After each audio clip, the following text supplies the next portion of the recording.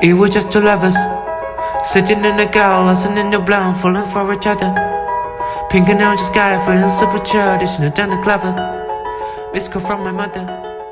This is how I start my day. When Jordan is asleep sometimes, when I just wake up, I wake up with the music in my head. When I'm awake and I get to my desk, the first thing I play is that particular song that I wake up with. It could be any song, so I listen to that song for a while and then it sets the tune for the day. Then while working, I play a focus background song like this that helps me focus. That's how my day starts, basically. There's a particular guy I used to follow on Instagram, and I've always looked at his workstation and all that. It has always inspired me. So I thought of creating something similar for myself. I thought, what is the best image I could put here? So I wanted it to be something that actually reflects me in a way. The first one talks about creativity and intelligence, right? So when you're working, let it be something that you enjoy doing, for it to bring out some form of element of creativity in you. There's a saying that if you're doing what you love, you might live the rest of your life working and then it doesn't feel like work. So look like you're having fun. The organization I'm working with here in the UK is the same organization I was working with in Nigeria. Well, it was a mix of trying to get a job in tech as well as transitioning from the Nigeria office to the UK office. So it was a mix of the two. It wasn't as easy. It wasn't an easy route all through from beginning. It was tricky in the sense that current organization has an office in Nigeria, like I said, and one in the UK. But the decision to change to the office in the UK is not as though it's a decision that I was being waited upon to make, and then they made the transition. So for me, I started applying for a job like every other person here in the UK. I can tell you for a fact, without exaggerate, a single day I applied to 100 jobs, no capping, not 20, one day. 100 jobs. It was across different platforms. I did a lot of applications, and the sad thing is you get a response from all these applications. There's none that I didn't get a response from, and they are all like rejections. I kept getting a lot of rejections and all, so it was very sad. There was a time that I started getting like responses for interviews. So I attended 3 interviews, out of which I was able to land one of the jobs. I will be honest with you, the ones that I did not make, there were reasons why I didn't get those jobs. And they were for a fact I knew that, okay, yes, I actually messed this up. So it's not a case of, they didn't give me because of the color of my skin or something like that. And the one I got, I knew that, yes, I saw the requirement, I applied, and I got the job. The day I was going to, I didn't know I got the job because I was waiting for responses. I didn't get anything. I was already giving up. And we got into the UK here, and we were staying in Leicester at that point. And I didn't even know where the next rent is going to be coming from because I was still earning in Naira, and we were trying to manage. The money left is not enough to pay the next rent. It wasn't enough. So I already started giving up. I was thinking, okay, maybe I should apply to a factory job, which I did. And I was told to come the next Monday. I was preparing to step out to go for the job when I got a call that I applied for so and so, and they are happy to tell me that they are happy to proceed with my application. I was like, I was really happy. So that was what changed the game for me. So I got the job and the offer was good. The number of days I had to go to work were really reduced.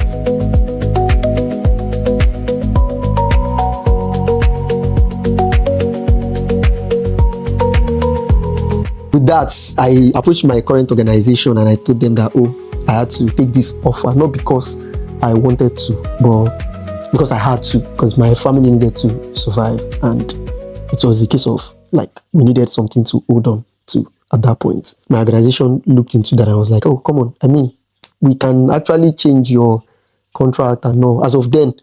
So my organization then decided that, okay, come, we think you are more valuable to us than letting you go. So they decided to give me something better than what's being offered by the UK company. When I took that back to the UK company, they tried all they could to match that, but they are like, oh God, we can't match this.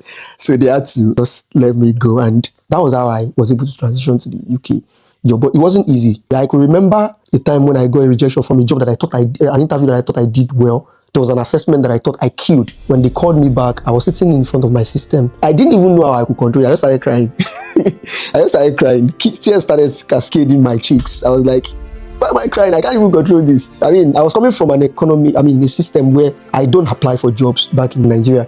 I don't apply for job. I get offers. I see recruiters reaching out to me on calls, mails, LinkedIn's. So there is no month that I don't get like maybe at least 2 calls that, okay, please, we'd like you to join. But I mean, I turn them down. But here I am trying to apply for jobs, trying to get you to recruit me. But then I'm getting rejections. Like the rejection was cheaper by the dozen, like giving it to me like on a steady. Like I was collecting it.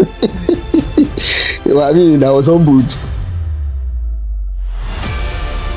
Okay, so like something came to mind immediately you said that. There's a particular scenario that came to mind.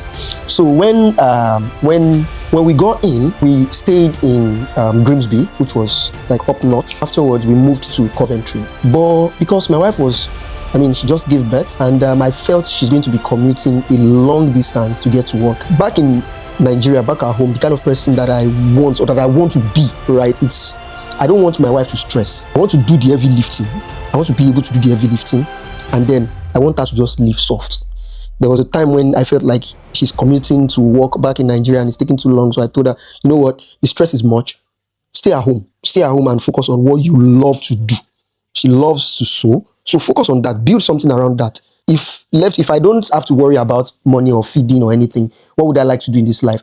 I would like to be in a farm where a house that's not in the city where it's crowded like this, spacious environments, and I have the dogs that I love in the field running around with my family. That's how I like to live. But then I'm not living like that right now because I have to provide for the family. So I am hustling. So you should be able to live the kind of life you want right now.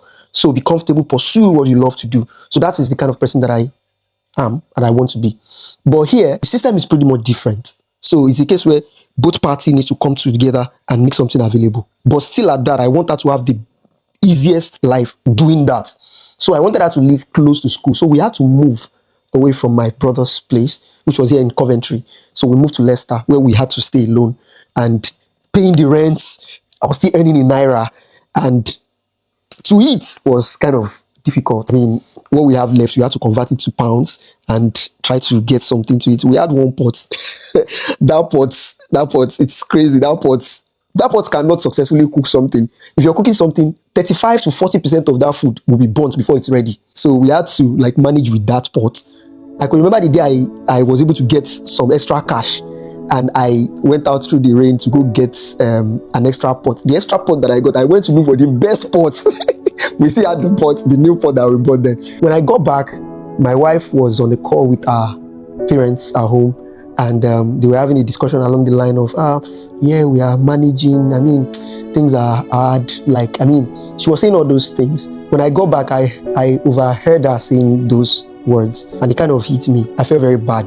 I think that was the first misunderstanding we had after we got married. I mean, the major misunderstanding we had, because I said it to her right there and then that, is it possible for us not to have our conversation right now, like to your folks back home? I don't want a case where things seem like I'm unable to take care of my family. That's the first time I ever felt like that. Though it's possible for you to like have something, like it's in you, but you've not had to express it. That was the first time I had to express it, that I wasn't happy about it, because then, to be honest, we were managing. It wasn't really sweet. She wasn't looking her best. Plus, she just gave birth. And when someone gives birth, I think those who are married and their wives, they've like gone through the process with their wives, they would understand that there's a lot of mixed emotions after childbirth. So she had those, and I was trying to manage that. There are times that she would just be crying, and I would just try to like pep talk her, give her the motivational speech, right? But I mean, is there pressure? Yes, I felt the pressure of having to like provide for your family. It wasn't enough, and we tried to make it enough. We tried as much as possible to reduce the amount of information we share with them back home, so that they don't feel like, these people were comfortable when they were here in Nigeria, but when they left, things are not easy for them. Things became worse. I came to terms with the fact that yes, it will look like starting over, right? It will look like starting over. But trust me, when the reality hits you, when it starts, bro, it's not easy.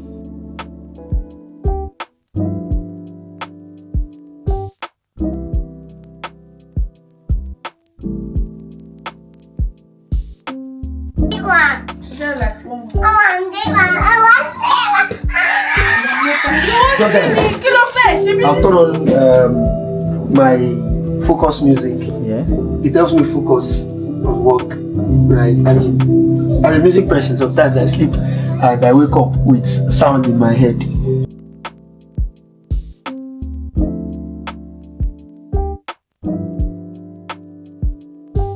One time I made a video talking about how being a new mom in a new country, like in the diaspora, not just UK, can feel very isolating, because here it feels like you are alone. But back home, you always have like helping hands. It could be your auntie, it could be your grandma, it could be your mom, it could be people. You have a community around, so people can easily help you do things. But here, you are just on your own, you and your husband trying to figure things out. It can be draining, but I mean, we all get along, especially for first-time moms that do not have experience of how to take care of a baby or anything. It's difficult, but we all get along. That's what I've seen. I don't think there are any parents that have died from taking care of their children, or they've fallen sick beyond normal. Honestly, it was the business back in Nigeria wasn't big. It was just kind of trying to get big at the time that we left, because I already have like a proper structure around how I wanted to get things done back in Nigeria before we left. I usually make clothes for people like Ashwabi, Owambe, all kinds of designs they want to make. And at some point I started doing ready to wear. I would, sew some styles out and sell out like that. One time I had so much to do, I even had to just employ a few people to work with me to get things done. That was how I usually do it back then in Nigeria. But when I got here, a lot of things were new. We needed to settle down. I was going to school. I knew that I wanted to do my fashion design business, but I knew I needed to give it time so that we could settle for a bit. After a while, I started doing it again. One thing I was doing was I was not rejecting amendments. So back in Nigeria, I would not do amendments, because why would I go and give it to London Tailor? Go and give your amendment to London Tailor. But yeah, I discovered that amendment could be a way for you to get customers. People will come to you to amend clothes, but they will come to you to sew when they know that you know how to do these things. And because there are not many tailors around, somebody will refer you. Somebody that I've amended clothes to referred me to somebody that wanted to make clothes, brought her own child to make clothes. And I was able to get a lot of people from just one person referring me. I take amendments, and now I also do my ready to wear. Like, I make clothes for both men, women, children, and yeah. So what would I tell tailors? If you're a tailor and you're new in this country and you want to do this thing, you can do it, but don't reject amendments. Take amendments. Adjust that clothes, because from doing that gig, you can get more gigs, more real gigs. And then I would say give it time as well. Like, I'm giving it time also. It's not like it's already looking the way I want it to look, but it's better than when I started, definitely. I would say my target audience or my target customers are Africans living in the UK, not just UK, in the diaspora.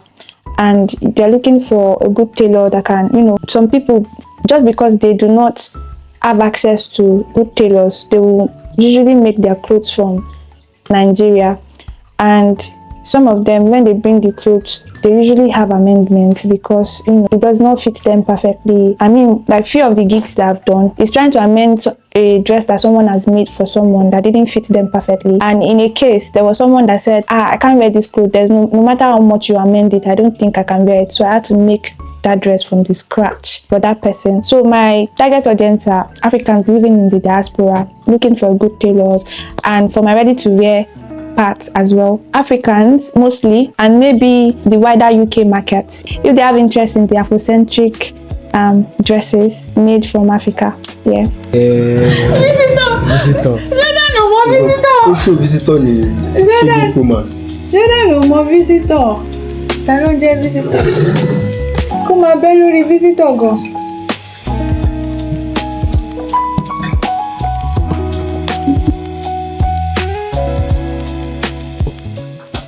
I was working as quality assurance engineer, and Ayomide was working as an HR.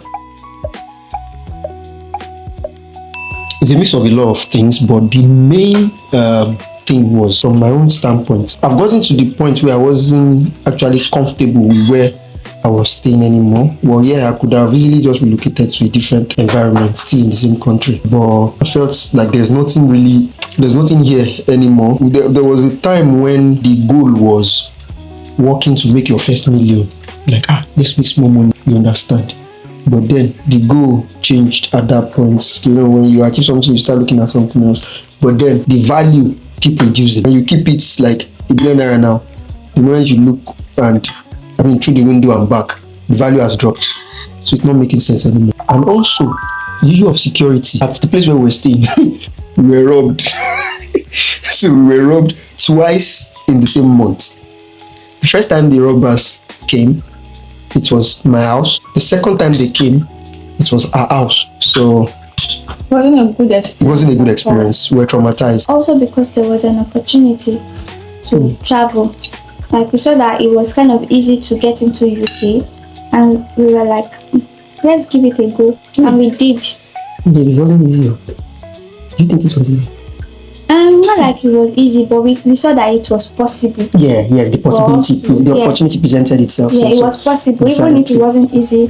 Like we had to sell a lot of things. We had to save up like mad. So that our gold. So that our gold, my precious gold. I think I'll let you go. Well, yes. We knew we wanted to travel, but we were already pregnant at the time that we started planning travel. We started planning travel when we were already pregnant. So we knew we had to act fast, because if we don't, we will have our baby in Nigeria. And if we have our baby in Nigeria, that will definitely affect all of our plans, because we now have to wait till the baby have a detectable fingerprint before we can now apply for visa and all of do passport, apply for visa, and that would delay us a lot. So we knew we had to act fast. And one thing that I think I'd like to add then, so I think this is also the power, speaking to the power of tongue. When I was still in school, before I even met her, before I even thought about getting married, then I've always said to myself that I don't want to have my child in Nigeria. I've always said it, like I've always been saying it, but when we gave birth, I didn't remember that. Whoa, okay, so I've actually been saying this, and then this has happened. So what we like say with our mouth, sometimes it has a way of coming to reality. I think so. I'm a strong believer of that now. For me, it's the community, not like the place in itself, but the community, my family, my siblings, my friends. I miss the togetherness. I miss that I can actually wake up and go to my mommy's place or hang out with my friend. It's not like that here. We talk over the phone, but I still miss them. So it's the community. Yeah. For me, the part I miss most is the part that I kind of like neglected when I was in Nigeria. Yeah, so not neglected as such, but I didn't really place much like value to it. Okay. Which was like my dad. I actually miss him a lot. When we were in Nigeria, this kind of person that when I'm working, I want to focus on work. I don't want you to disturb me, right? So I stay in the same. So the way my dad does it is when you are up to the age where you are of marriageable age, you have a space within like the house that he kind of carves out for you, that you live, you build, you construct what you like, right? But I mean, sometimes I don't spend enough time with him. So when it comes to try to like see me while I'm working, try to like have a discussion, conversation with me, I'm always very busy. So I'm always very brief in my responses. And sometimes I don't give enough response that I'm supposed to give. But now sometimes I just wake up and I just like remember him. I just feel like, how I wish I could like just see this man. One of the things that I used to feel like I could do is just open the door on him. Yeah. Okay, today's Sunday. He's definitely going to still be in church. So when he gets back to church, the first thing he does is he prays and sits on his table. We just open the door and just come in. The look on his face is what I'm like dying to see. I miss him. Yeah, I miss him and I'd like to see him. Yeah.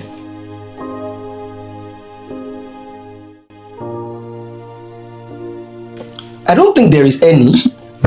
Reason being that this was the first time we were experiencing everything. So I had a fear when I was in Nigeria, and I think it would be good if other people could learn from this as well. I have said it to my wife as well too. When we were planning travel, one of the things that scared me was other people's stories that when they travel, their spouse changes and then they start experiencing or seeing the shade of their partner that they never knew existed, right? But it was different for me. Maybe it affected us in a good way because I got to see how supportive she can be. You get? Because back in Nigeria, we were not really put to the test. We had all the support we needed. Everything was cool and calm. We got parents left, right, and center who could reason anytime we need anything. That's fine. So, but here we have limited like access to those. So she's able to stand up. I mean, if anything, like she's getting up to it, like sharp. Like when I list what I can't do, she's able to do. As I am, a very good example yesterday when I see the mark is still on my body because I carry chicken. I still have mark of the case of the chicken still reflecting on my skin. Right, I'm not like built strong like that, like out externally, but she is like she's able to in the cold go out do all those things. I mean, if anything, I think it has helped us see how good we can work together. Yeah. Why do you think so? Why do you think so? It's like you said. Okay, well, yeah. He doesn't like cold. Even back in Nigeria, I remember when I was pregnant and I on the fan and the AC, he would not sleep inside because of AC. And yeah, it's always cold. If everybody's not cold, it's cold. He can't cope with cold like he can't even cope at all. It's as bad as when he goes to the bathroom on the toilet seat, he will put layers of tissue all around it. Because it's always cold. Because it's too cold. I've never seen somebody actually ironing the bed before they sleep at night, saying that it's too cold. Because it's cold. But it's cold. It's definitely not very strong. Is that what you meant? Forget that he goes to the gym and he carries weight, but his body cannot stand cold. True, I struggle to adjust. I don't like cold, and my brother, in a bit to keep me warm, he got us a gas heater. So he would turn it on and then he filled it up with gas and he would put it in our room. And we're that heat, it burnt all the hair on my leg. I don't have any hair on my body except on the bottom of my head. So I think first of all, we are friends. We are friends and we play a lot. Like we can play rough, we play hard, we play rough. It's like we're guys. And whenever we have misunderstanding, I try to resolve things because my husband can keep malice. Stop calling it malice. I just not. You know, when you marry last born, sometimes there's nothing you can really do. You just manage you don't call it malice and stuff like that. So when my Uncle Ben is keeping malice, I just babe, now it's not just that small thing. The moment we talk about it, it's gone. So I would advise that couples, when you have misunderstanding, don't leave it to linger. Don't sweep it under the bus. Just talk about it. Don't sweep it under the carpet. That's the word. I've been under the bus. Yeah, so talk about it. The moment you talk about it, you guys are back on the same page. So we usually are very unserious in this family. We used to play a lot. We laugh, we joke, we fight. But we make sure what has kept us going is that when we fight, because fight is always going to happen because of we came from different backgrounds. But when we have our issues, we try to sort it fast. But to refute one of the things she has said, that I like keeping malice. What happens is, even the Bible says, "Know thyself." I know myself. I know that when I'm angry, while I am angry, my choice of words are not always the best. So what do? I keep quiet, in as much as I am still feeling angry, right? So then when it is calm, like when I'm wait now when it has gone down and I feel like okay, I can now like talk, then maybe that time I'll be feeling like okay, it's too late to even start the conversation, and I'll just be looking, I don't say anything, or later you will bring it up and then we'll have a discussion. So why does it have to be I'm not saying it's the best approach. Even the Bible says that so that was not what the Bible said. That was not what the Bible said. What did the Bible say? The Bible like, no, what did the Bible say? That's not how he said it. You missed the word in it. That's not what the Bible said. That's not what the Bible said. What did he say? That so okay, so what is not the difference? Well, I mean, I appreciate the fact that you are supportive. I was telling Ebru, I said that a lot of things that we're able to teach Jordan right now, the things he knows, if left to me, I I don't think he would have been able to like pick those things as fast as he did. And that was mainly because you like took it upon yourself to do that. Those are about the things that we are always telling ourselves when we're still single, that if you see a woman that you want to marry, that you feel like, can I marry this person? Think about your child and say, would I like it if my child is a copy of this person? And for me, at that point, my answer was yes. And I mean, there are two things. Even if your answer is yes, that is a different ballgame. And when you now eventually marry the wife, for the wife to be able to implement those character, those core values and those things in the child is a different ballgame. So right now, you were that and you are that. Do you understand? Yes, so I'm proud of that, please. Yeah. So for me, I think I appreciate the fact that you are standing in the position of authority and protecting this family as you should, making the best decision for us, and you are selfless. You actually think about us, you put us first, you put me and Jordan first, and I appreciate that about you, because these days we hear things online. Some people talk about how their husbands are not supportive of them. I also like the way you go all out for us. Like you go all out. If I say I'm interested in something, you make it your own and try to see the possibility of it working out. So I appreciate that about you. And I love you so much.